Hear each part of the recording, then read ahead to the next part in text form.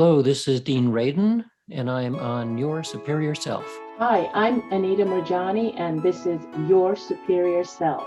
Hello, this is Dr. Raymond Moody, and this is Your Superior Self.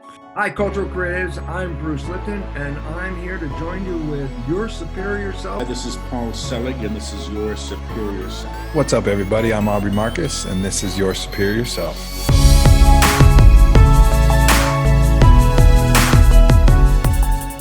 Hello, everybody. This is Esra Ogut, and we are with Superior Self. Esra, thank you so much for taking the time.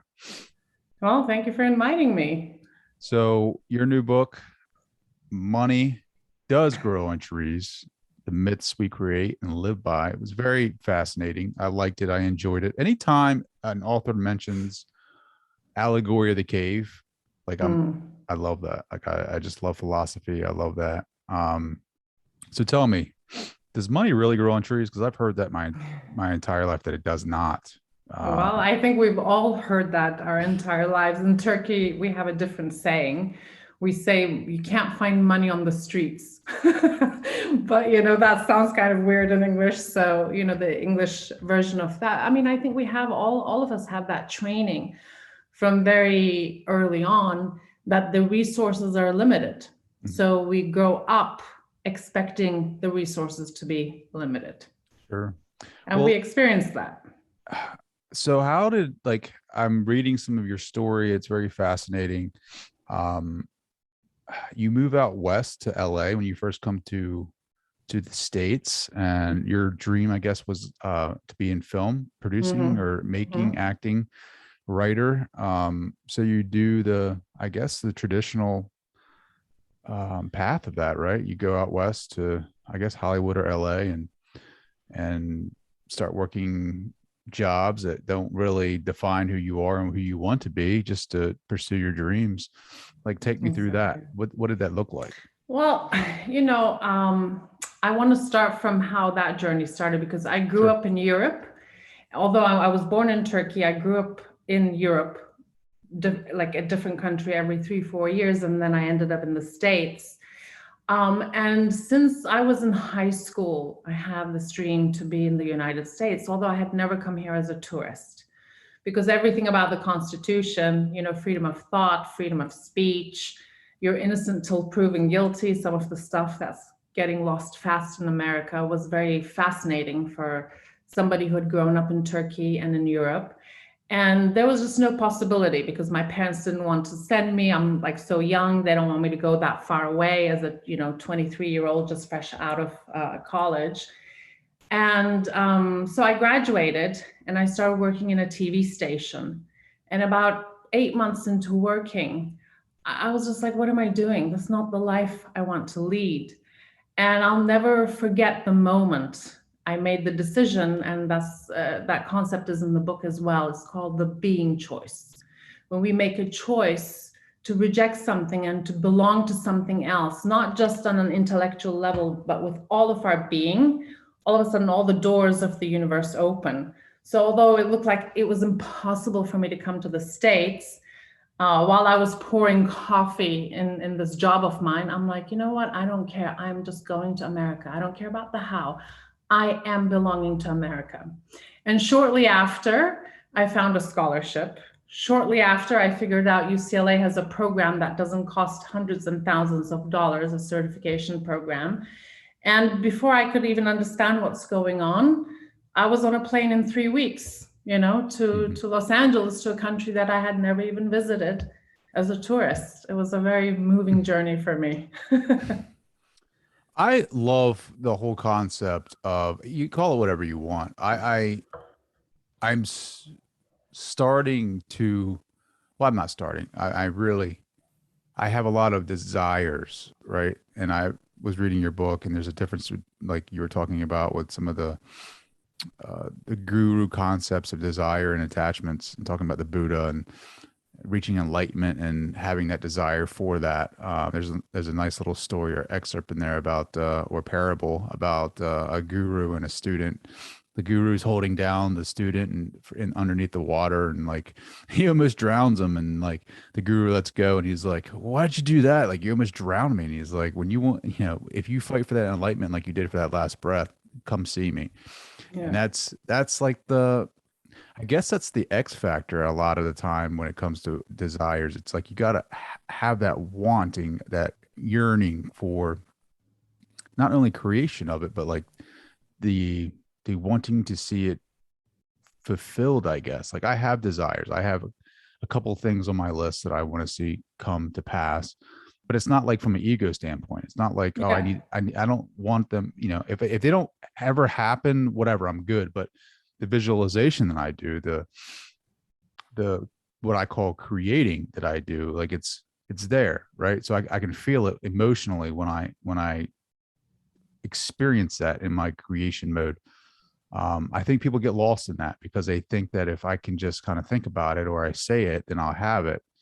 But it's in the feeling, right? Like that's the key. Oh yeah, it's the key. I mean, if we can look at our, current reality as box A, let's say, and you want to get out of that box and belong to a new reality, which is also going to be another box, hopefully a more expanded one where your consciousness expands in the process of the journey. If you do not have a burning desire, the ego's job is so easy to get you back into your reality, because the ego's job is to anchor our old reality in place. So it has a lot of defenses so that we don't get out of what's familiar. So unless you have that burning desire, you don't even have a chance to get out of that box. But most people mix up desire, the term desire, with attachment. Desire is very powerful, it's very creative, it's very fiery. Like, nothing happens without desire. The way we come to this planet is through the desire of our parents, So everything starts with the seed of desire. My mentor, Daryl Rutherford, he had a great kind of analogy or example in his book where he talks about a circus elephant that's chained, from his feet. And the only way he's going to break the chain is if you take, whatever he loves to eat and put it far enough in his desire to reach for the nuts or whatever elephants eat. That's what's going to break the chain of whatever our older reality was. So desire is, of course, very, very important. And somehow in America, because I also had a huge yoga background before I got into life coaching, I remember desire would always be kind of poo-pooed, like it's a bad thing, And then finally in India, I asked a yogi, and I said, in the West, they always make this desire kind of like a bad thing in yoga. What do you think about it? And he was like, well, that's ridiculous. If the Buddha didn't have the desire to be enlightened, he would have never gotten there. So it's strong desire minus attachment equals creation. I love that, because like that's what I've been struggling with for quite a bit, with that whole like, seeking spiritual enlightenment. It's like, is it bad to feel these things about these? It's not that I'm materialistic. It's not that I don't want money to purchase things because of the ego says I need to have these things. It's more so like to prove that we are these divine creators. Like, we are this divine spark inside of us. And like, am I supposed to suppress that and become like what Ram Dass calls a horny celibate? Like, you know what I mean? Like, not that that's like what I'm trying to go after, but it's like, that's really funny. But that's what Ram Dass was like. He was like, yeah, I thought it was like spirituality was this, and you had to fit inside this box. And I just became this horny celibate because I was giving up sexual things because it was like these attachments, blah, blah, blah. It's like, well, for me, it's not that. It's, do I not go after, like, are you currently in Hawaii? We just moved about 2 months ago back to LA, but we were in Hawaii for 4 years. Yeah. So that's like in my vision, I'm sitting in Hawaii. Like, I have a studio that oversees the beach, and it's not because of like materialistic wants. It's like when I'm there in my vision, in my creation mode, like, it feels great. I love it. I feel good. I feel my heart chakra open up, and I can feel it, and I can be there, and I can envision everything, all the details. If it ever happens, it's fine, whatever. but I do want it to happen, that desire for that to happen. And there's a lot of things that have to happen before that. But it's like, I want that, because then it's like validation of like, yeah, man, like we are these beings of creation that are here in this dense reality. And we are truly creators. It's like, we are in this training ground that's dense to help us maintain this level of focus and awareness. And it's like preparing us to expand our consciousness and awareness for other realities where everything is instant, you know, because if you imagine if like you had these limited beings of consciousness that aren't mature enough to be in those levels, like they would just create all this massive chaos, like just because everything is instant. But if we're here in this training ground of Earth and everything is so dense, like it takes a long time, a long focus, a long, you know, making that desire as realistic as you can in your mind, then it happens. And then it's like that validation. It's like, yeah, man, that's what we are. And then like, that's what I really am aiming for. It's not the thing itself. It's kind of like yeah, you're right, that reassurance. Yeah.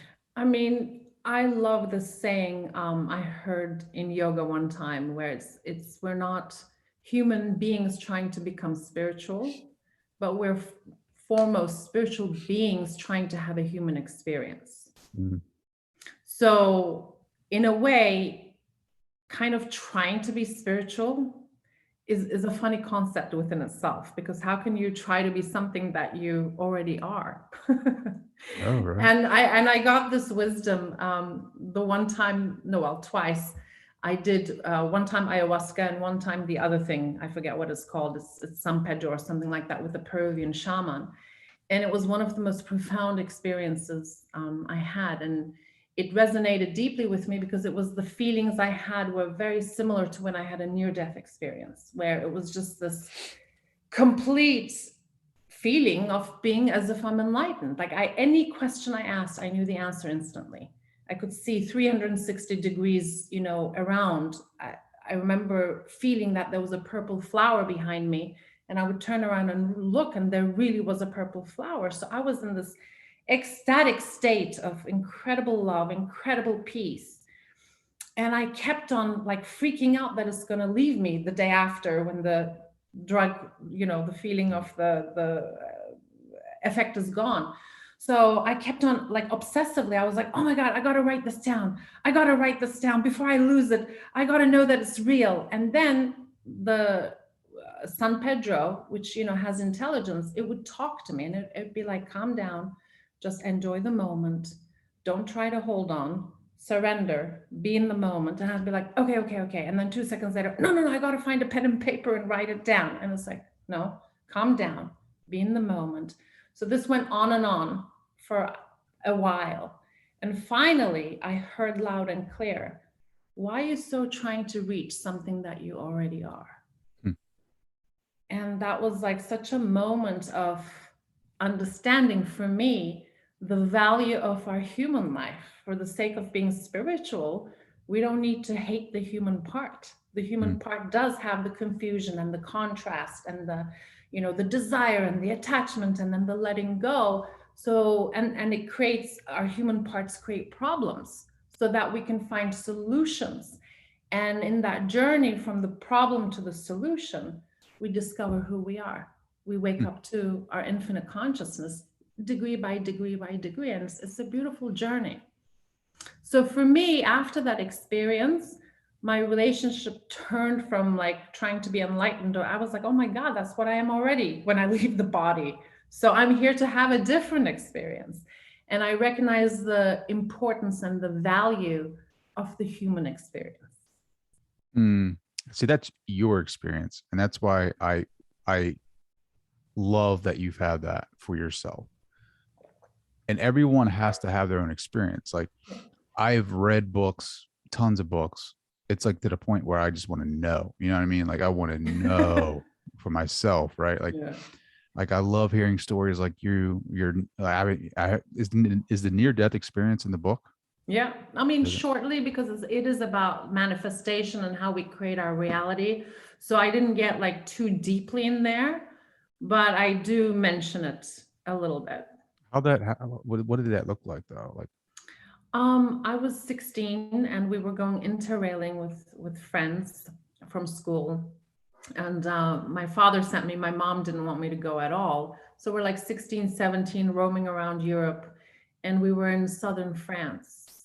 And the ocean was a little bit vicious, but I'm like, I don't care. Nothing will happen to me, kind of a thing. They had like red flags and everything. So all of my friends stayed on the beach. I went in.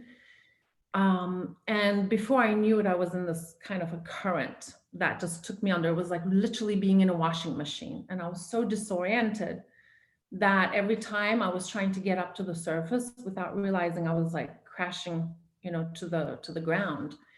And of course there was panic. I was running out of breath. Just at the brink of running out of breath, I hear, like as if in a megaphone, a voice in my right ear that says, "This is the dream and you're just about to wake up." And as soon as I hear that, this like energy goes through my body and I'm like, oh yeah, that's right. This is the dream. Home is on the other side. So forget about being afraid. All of a sudden I'm kind of like excited about going to the other side. And as soon as I kind of went from the fear to the opening up to actually exiting, I swear to God, like the whole entire experience felt longer than my 16 years of being on the planet, because so many things simultaneously happened. One was I started seeing super, super fast moments of my life where I either gave love or I received love. So it was like, oh yes, this love thing is so important. This is what we're made of. So there was that recognition. And then I kind of popped out of the body and I could see like, kind of my body version down there still struggling under the water. There was a very succinct feeling of different realities and different versions of me doing different things in different realities, but I couldn't like see into it. There was worry initially before this whole journey started. There was worry about how my parents would react, kind of feeling bad for them. But once I got out of the body, I'm like, they'll be fine. Once it's their turn, they'll be just as happy as I am right now to be leaving. And the level of love and the level of peace that I felt, I mean, like, I don't even know if I should call it love and peace, because that vibration doesn't even exist on the earth. It was just so incredible. So then the journey continued, and I remember kind of seeing myself in space, and the I dropped. There was no I. Everything was one. And at that moment, I realized, oh my God, we're all God consciousness. And we are all a part of what we call the universe or God. We make that energy. And it was just incredible. As soon as I entered that moment of oneness, knowing without a shadow of doubt that oneness, fear from that side sounds ridiculous. I mean, it just doesn't exist. Anything bad happening on the planet is like, watching a movie, like a bad movie. At that point, if anything, let's say I was a mother and something was happening to my daughter on the earth, there's no problem with it, because it's a dream, it's temporary, it's going to be woken up from. It's all like all humorous from that perspective. And so once I had this aha, and it was a remembrance, it was a coming home, it wasn't anything like I was learning, it was just waking up. Then I thought to myself, like, oh, now that I remembered all of this, I wonder what it would be like to be on earth now with all this knowledge. Because I thought I would retain that consciousness once I came back. Oh boy, was that not true. So as soon as I had the thought, bam, I was in the body. And I just like naturally came up to the surface. Another big wave came. This time I knew it wasn't going to do anything to me. I completely surrendered to it. And the wave kind of, carried me back to the shore. And then of course I ran for my life. And I was just in pure ecstasy for 3 days. And then, as if none of that happened, I went right back into my misery. Doubting the experience, probably. Yes, exactly. Oh, I love all of that. Exactly. I just, again, it's very similar to a lot of the experiences that people have had. And it's hard for some skeptics to to wrap their brains around that because of the whole, we are in these individualized bodies, these vehicles, and along with that comes the ego, which says you're not that, you're here. This physical reality is evidence that you are here in this reality. Like this is it. Like, knock on the wood, how can this be energy? It's hard. Like, things like that, Newtonian physics. And Exactly. but I believe in there is an awakening happening, and I think that a lot of more people are becoming awakened to the fact that there's just some things that we need to look more into, and our spirituality is one. And then I'm not talking about religious dogmas. I'm talking about, like, what is it that we are? Like, going back to ancient philosophy, right? The Oracle of Delphi, or however you say that, know thyself. Like, what is that? Question that. Like, how do you know that person? How do you know Ezra? Like, what is she? Like, how do you go inward? Is it through meditation? And then how do you keep going deeper in meditation? You talk about meditation techniques in the book, which I love, by the way. Speaking of which, have you ever gone like really deep in meditation where you've almost got back to that place of like the near death? Yeah. Oh yeah. I mean, it took many, many years, but especially in Hawaii, because the energetics there are so kind of wild. You just kind of feel you're meditating without meditating. It really has a very strange energy, Hawaii, in that sense. There would be, after the yoga and after the meditation, like in the lying down, I would say it started happening in the last 4 years. It didn't used to happen before that, but just really kind of, having this other experiences, like talking to people. How can I describe it? Like, I'll be snoring and there's the awareness that I'm snoring. So I should be sleeping, but I'm not. And I'm having this entire experience in another realm. And sometimes it'll be like kind of going into nothingness. And when I come back, let's say, I hear the alarm or whatever, there'd be like a mini shock. And just for 10 seconds or so, like a confusion of like, oh my God, who am I? What am I? Where am I? What is going on? Complete kind of loss of time and space. Because when we enter that quantum field, which is available to all of us, some people get into it through art, some people get into it through meditation. But when we get into that quantum space, as was the near-death experience, really there's no time and there's no space. So we can download a lot of information, really, from our own wisdom back to this, more conditioned mind. According to my research, and that's exactly what the near-death experience felt, because I researched this after the near-death experience. I didn't even know there was such a thing called near-death experience back then. And when my couple of friends told me, that what I was saying was weird, or I maybe hit my head too hard onto a stone, I kind of shut that part of me down for a long time. But later, when I started researching, on a soul level, just a very small part of us actually comes into the body.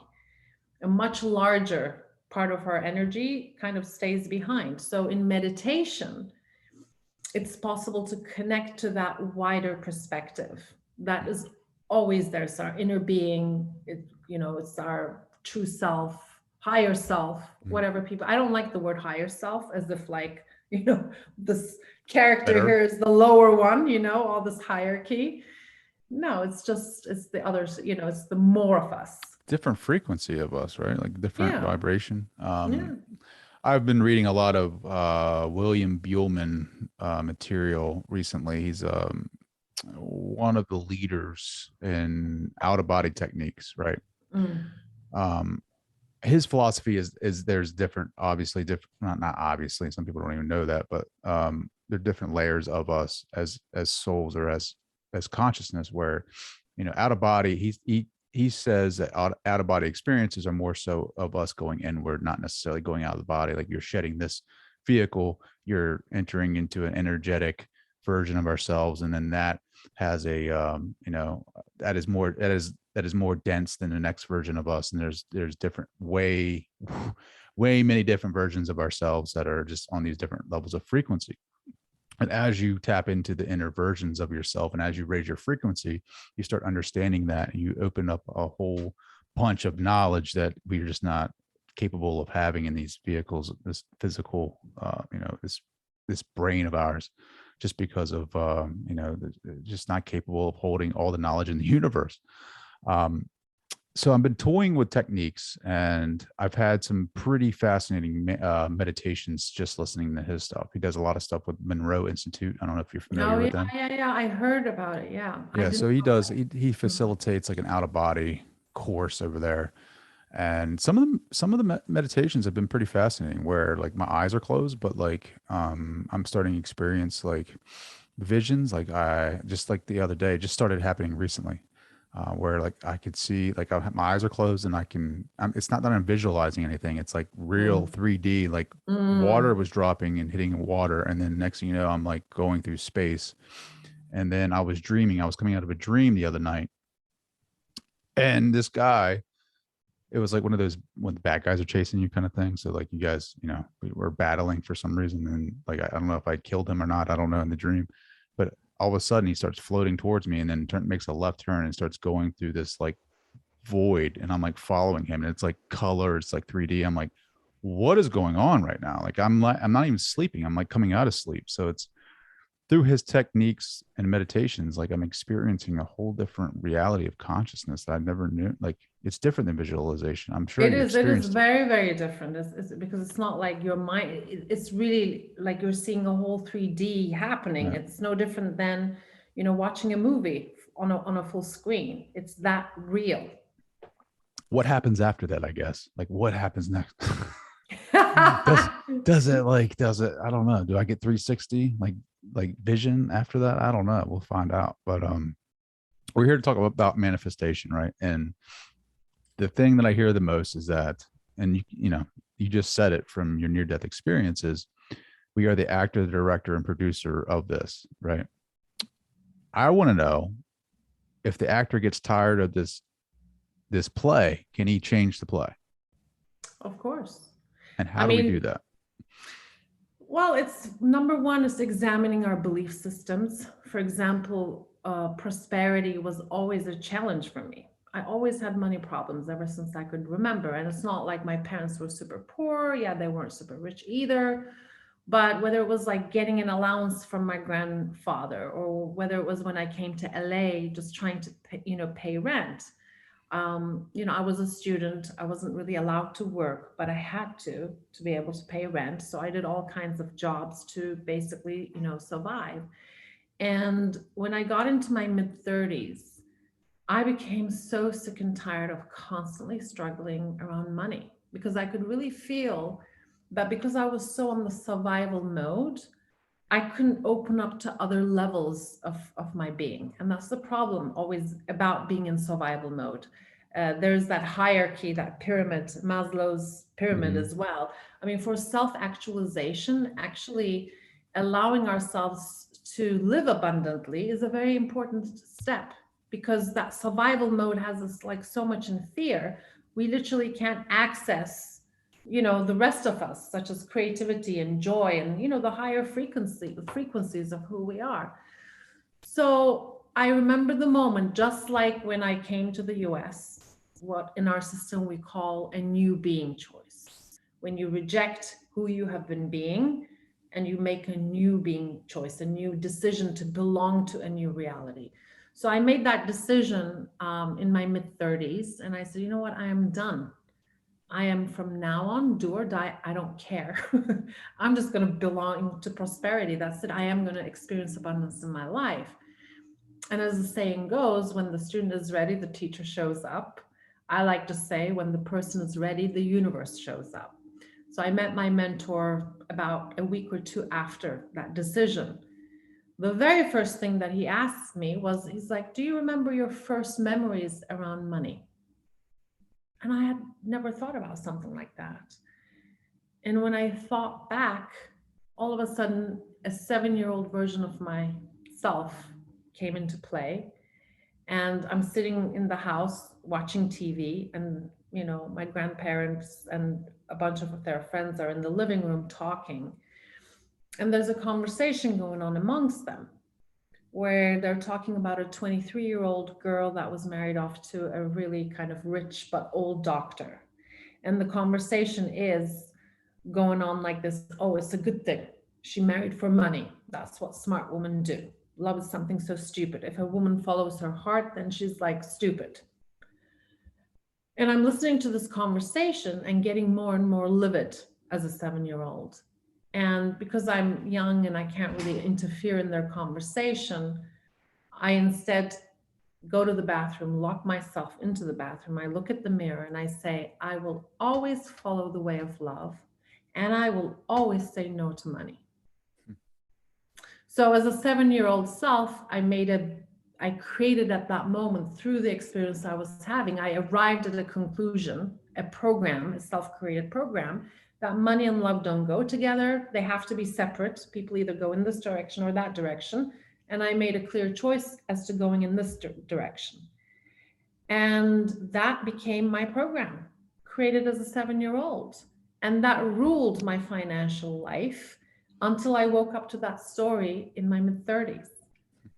So as soon as I saw, it was such an aha moment for me, because I realized I was the one who had set myself up for a limited financial experience for 35 years as a 7-year-old. A 7-year-old was ruling my financial life. So as soon as you see the ridiculousness of that, you're like, I'm not doing that. I'm not playing that game. There's a better game out there. And yeah, love and spirituality and money, they can all go together. Because really, nothing has a meaning other than the meaning we put on it. Mm-hmm. So this whole thing of like, oh, materialism is bad, it's just how we define it. To me now, not back then, because of, obviously I hated money up until that awakening moment. But really all money is a symbol for the prosperity and the abundance that's all around. It's just a materialized version of something that's energy. And everything is energy foremost, including us. And then we have the material aspect of that. So since we're living in a material world where we can hold things, well, money is the holdable version of the abundance that is available to all. And if you can think of abundance, let's say replace it with oxygen.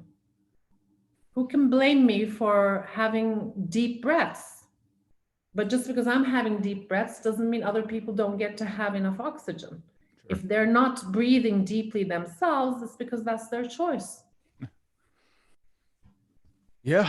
I mean, clearing programs, a lot of it is programming, a lot of it. And it's like, we don't even know it really. It's like, you grow up, your kids, it's easy to get programmed, not just from, obviously that was a cell program, but just think about all the programming that we experience in society as our parents. And it's just a continuous kind of thing, our parents are programmed by their parents, and exactly. So forth. And it's like this collective consciousness that influences everything. And then the awakening happens at some point, hopefully.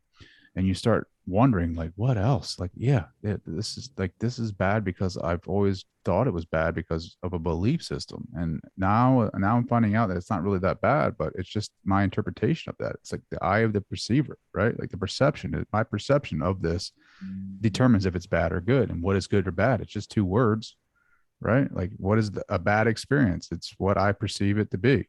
Exactly. And what is it good? So vice versa. And it's like, what do you want in your life, really? I mean, that's the question. Do you want money for ego purposes? Because the ego is empty. It's not really going to fulfill you. It's not going to make you any happier because it's never going to be enough. Like the ego is never happy. It's like makes you think that you're going to be happy. Well, we have a different perspective on ego. Because ego, kind of like money, also has a bad rap, like as if it's a bad thing.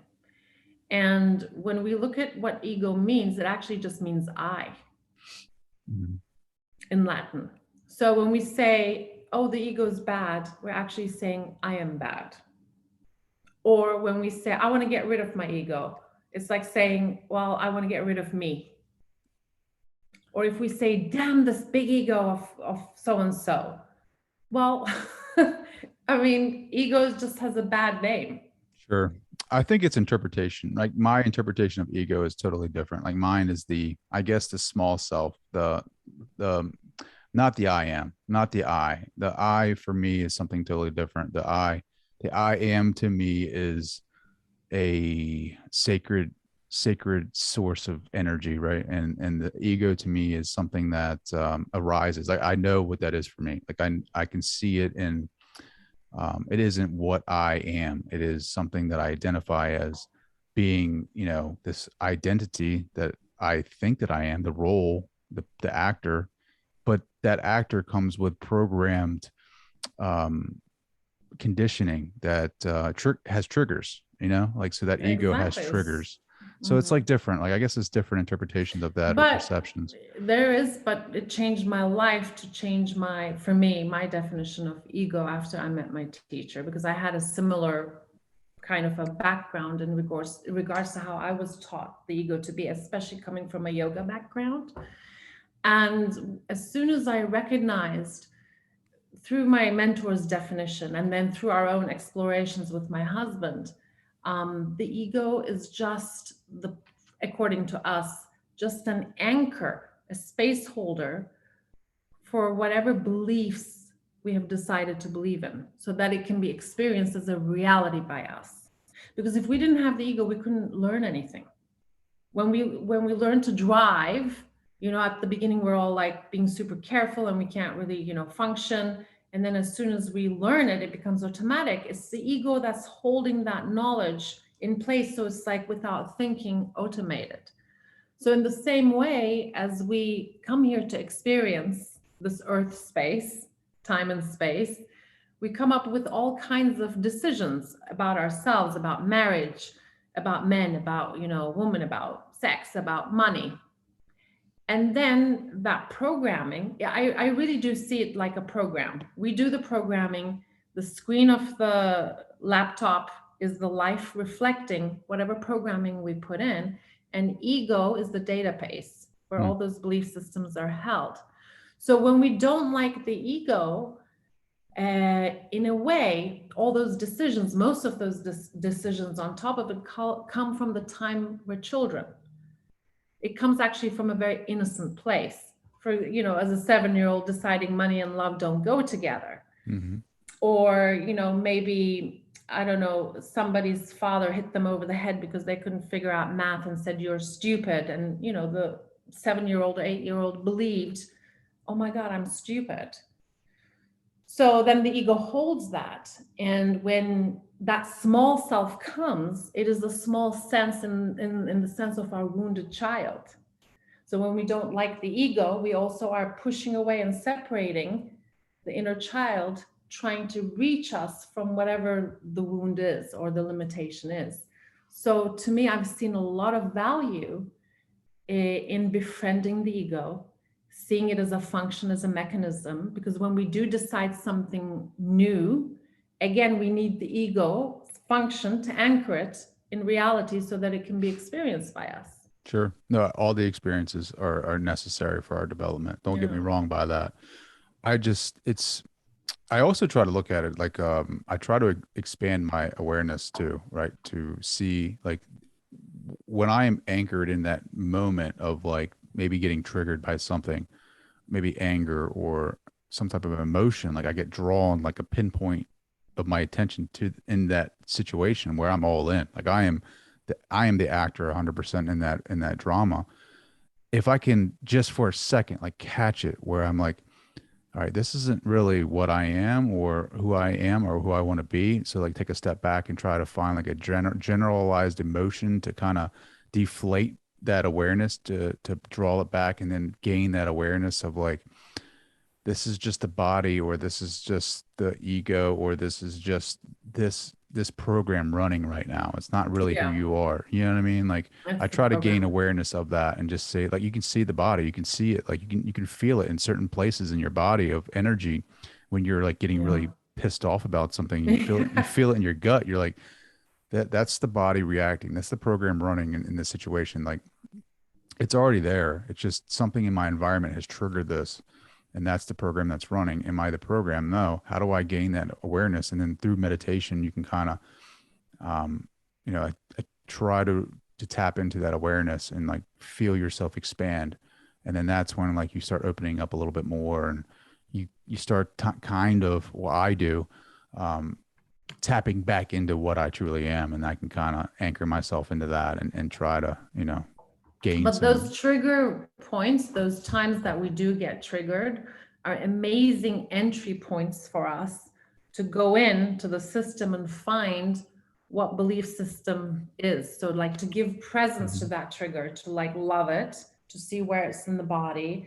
And oftentimes when you go into the inner child work, it's just, again, a decision we made so innocently, that due to the fear, because the ego's job is to protect us. So if I have decided money and love don't go together, it's the ego's job to unconsciously protect me from money. So I'm going to keep on making decisions, bad decisions, up until I change the belief system. People think it's bad luck or good luck. It's got nothing to do with luck. If that's the command we've given the ego, it's going to take us in that direction. For example, I want to give a relationship example. I was never a jealous person at all. I was always so relaxed. I just didn't have it, or so I thought. When I met with my now husband, then boyfriend, he had a very big jealousy problem that we, together worked on it, and he got over it in 6 months. But I never, ever experienced myself as a jealous person up until we got married. Shortly after we got married, I couldn't even recognize myself. And, because we had gone through the journey with him to begin with, because he was like super jealous, and it just took us about 6-7 months to, have him have his healing journey. But I mean, I like wake up one day and I'm like this woman that I don't know. I'm like, where did this jealousy come from? Like basically like super paranoid, looking at his emails, looking at his messages, making up stuff. And finally I said, my love, help me. Like, so I got super triggered. I don't know where this is coming from. I've never experienced this feeling. And you don't feel good about yourself. It's like as if this monster is coming out of you. And so again, we just did the work, and it just ended up tying into something so innocent, so beautiful. And it just took the marriage for it to get triggered. Again, I'm very young. I'm at some sort of a party where the grown-ups are there, and it's my girlfriend's birthday party. And there's this very prominent doctor and his wife that everyone's waiting for, and everyone's talking about them before the couple arrives. So as a kid, I'm like all, really curious.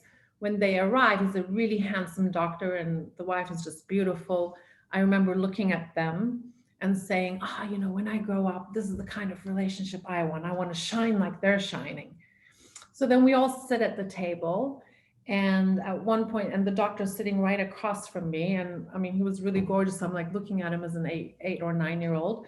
I dropped my napkin by mistake, and I go under the table to get my napkin, and I see the doctor's hands on the leg of the woman next to him, not the wife. And I get like, my whole body gets completely like shocked, because back then we didn't have so many movies, we didn't have internet. Like I didn't even know of the concept of cheating. I didn't know such a thing existed as a 9-year-old. And at that moment, as I go like with my nervous system, I go, successful men that get married cheat. That's the programming. And sure enough, the universe is going to get you to face your whatever decision you made. We got married with my husband. 2 months later, he released a book about the subject matter we teach. It became an insane national bestseller in Turkey, like over 1 million copies or something. So the marriage and the success happened at the exact same time, and boom, the programming got triggered. And I felt like a horrible person. There was obviously judgment, like, oh my God, this is not me, and I'm being so ugly, but you can't help yourself. But when you just go in there and look what it's about, it's just something always so innocent is right behind it. Well, how did you get to that point where you could find it though? Like, how did you find that memory? Well, I mean, it's, you know, stuff that we've developed over time with my husband as we worked with my mentor, Daryl Rutherford. First of all, we worked with him for 20 years, like every week. So after a while, we become kind of a pro to finding it. But for the listeners out there, when we get triggered, usually we feel it, as you said, somewhere in the body, like either here, or we'll feel like the stomach is hurting. Someone's kicked us in the stomach. So one of the ways to do it is you just close your eyes. First of all, you don't judge it. You don't belittle that part of yourself, because we all have our shadows. And it's very important to love our shadows and to see it as a human experience to begin with. If there's judgment, there's no understanding. If there's understanding, there's no judgment. The two can't be together. So you focus onto the part of the body where that trigger, you're feeling it, and you just ask yourself the question. You say, you know, when did I first meet this feeling? At which age or which memory? And you just keep asking that to yourself by staying connected to your body and the emotion. And immediately stuff will start coming up. Either a 5-year-old or 7-year-old or 9-year-old version will show up, or you'll actually get to the memory. Wow. Yeah, I can feel, I got to start doing that kind of the shadow work a little bit more, because I definitely, I feel, you know, that stomach, that sharp pain when something hits, right? And like, I don't care who you are. Like, you could be the best meditator in the world. When something hits you, like when you have that program that you don't even know about, the shadow work Carl Jung talks about, like when those things kick, I don't care who you are, like you're going to feel something. And it's like, like you said, the most important part is not to judge it. It's very easy to say, to like suppress it and be like, I'm not dealing with that. I don't know what that is. I'm not dealing with that. It's kind of like looking at it. And I have to do that more, because I'm easy to suppress it, because I'm just like, well, why do I don't know what that is. I don't know where that's at. And that's the importance of looking at it, to shine light on it and to figure out what it is. So it opens you up to different types of opportunity, more energy, like creation, you know, stop blocking some of this energy that you're supposed to feel. When you start doing that though, like when you start finding these programs and eliminating, not eliminating them, but kind of letting the energy flow more, did you start realizing that you were able to create more things in your life? As far as your reality, or change your reality? Like, so from where you started to where you're at now, I guess the question is, did you create the reality that you wanted? Oh yeah, I did. I mean, I just love my relationship with my husband. It really is a fairy tale now for, I believe it's been 18 years. It's unbelievable. And I always wanted to do something where I could help other people and see their change, their transformation, their connection to their soul. Well, I ended up having my own business, you know, doing that. When I was in LA and we had met with my boyfriend and we were still in that phase of like auditioning, I remember saying, you know, I don't want to be at the beck and call of other people, you know, to get picked and to be liked by all these people in order to, you know, have a career or make money. Like, we got to do our own thing. I remember saying that so many times.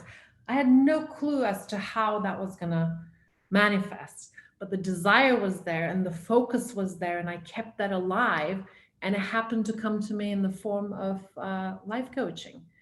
So I always said, for example, I don't want to work more than 4 hours. And really, we do have a business where, you know, we do the coaching or the workshops or whatever certification for 4 hours. And then the rest of the time is up to us. And I always wanted to have the experience of making, you know, over $1 million, and that happened too. So what else can I say? But to me, that's the thing.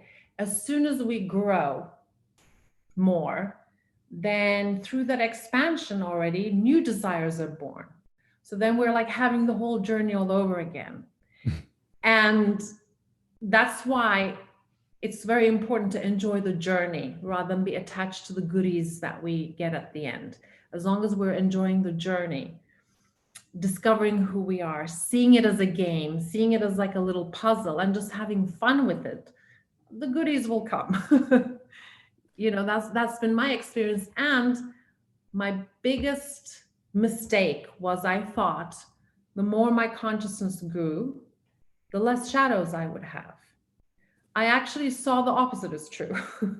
Because if we think of ourselves as trees, the more the branches like expand and become bigger and reach out, the deeper the roots have to go.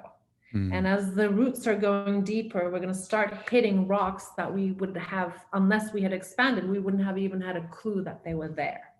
Wow. So I think our light and our shadows, they kind of like go together. You discover more. And then that's when I understood, why there's like all these gurus where they do all these, great work, whatever on the planet. And then you hear like this horrible scandal about them. And you're like, oh my God, I thought this person was this and this, and look at what they did. Well, that's how it functions. So to love our shadows, to see that as a part of the human experience is very important. When the shadows are repressed, we create separation and disintegration. When the shadows and the ego is loved, then things begin to integrate. I love that. How can people connect with you? Oh my God, it's already been an hour. I know. Well, thank you so much. Well, we have our website, our English website we just created. We're so proud of it. Esra.now.com. That's IKEANDESRANOW.com. People can leave their emails, and whenever we open a workshop, we'll make sure to send out an email. And Money Does Grow on Trees, The Myths We Create and Live By is available on Amazon. Pick that book up because it's great. It's got a lot of great philosophy in it, a lot of great practical guides, and her stories in there as well, Ezra's story. I loved it. I think a lot of my listeners will love it. I think your teachings and your wisdom, your experiences, I think are truly valuable. What are you working towards now, like manifesting? Actually, our next step is we've been doing our certification program. We started creating that 4 years ago to certify other people to be life coaches like us. And that's been our favorite program because it lasts for 1.5 years. And just the way people turn their lives around is amazing to us. So far, we've just done it in Turkish because our original books have been in Turkish. Our next manifestation is to open up what we teach to the English world, to the English speaking people. Yeah. That's why I wrote the book. It's the first one in English. Awesome. Ezra, I can't thank you enough for joining the show. Thank you for your questions, for your sincerity. It was really a lot of fun.